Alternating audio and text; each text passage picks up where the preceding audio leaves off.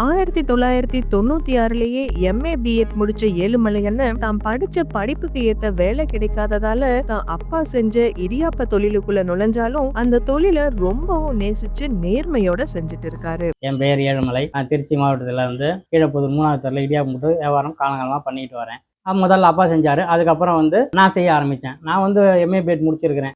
பள்ளி படிக்கும் போதே வேலை செஞ்சுக்கிட்டு படிச்சுக்கிட்டு இருந்தேன். வியாபாரம் பண்ணி தொழில் போயிட்டு வந்து அப்புறம் ஸ்கூலுக்கு போனேன். இது மாதிரியே வாழ்க்கை ஓடிக்கிட்டு இருந்துச்சு. அப்புறம் எம்ஏ பிஎட் முடித்தேன். முடித்ததில் இன்னும் வேலை கிடைக்கல, வாத்தியார் வேலை.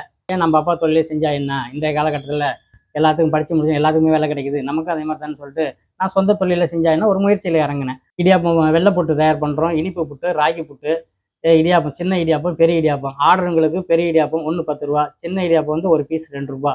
இது ஒரு லாப நோக்கம் இல்லாத தொழில் என்னை பொறுத்த வரைக்கும். இன்னைக்கு அந்த காலத்தில் 2 ரூபாய்க்கு இடியாப்பம் யாரும் தரமாட்டாங்க. நான் தரேன்னா என்னுடைய சேவை மக்களுக்கு தேவை. பசின்னு யாரும் வரக்கூடாது. பசின்னு வந்தால் ஃப்ரீயாக கூட கொடுத்துருவோம். ஒரு சில பேர் வந்தாங்கன்னா பசியை போக்குறது தான் மெயினாக. அதனால தான் அந்த குறிக்கோள், லாப நோக்கம் இல்லாத குறிக்கோளோட கொடுக்கறது காரணமே அதுதான். இந்த காலகட்டத்துக்கு 2 ரூபாய்க்கு இடியாப்பம் கொடுக்கறது யாருமே நம்ப முடியலன்னு சொன்னாங்க. நேரில் வந்து வீடியோலாம் பார்த்துட்டு வந்து கேட்டாங்க, ஆமாம் சார் இது 2 ரூபா தான் சார், எப்படி சார் உங்களுக்கு கட்டுது அப்படின்னு சொல்லி கேட்டாங்க. என்னுடைய ஒய்ஃபு, எங்கள் அப்பா, நான் 3 பேர் தான் முழுக்க வெளியாலாம் எதுவும் கிடையாது.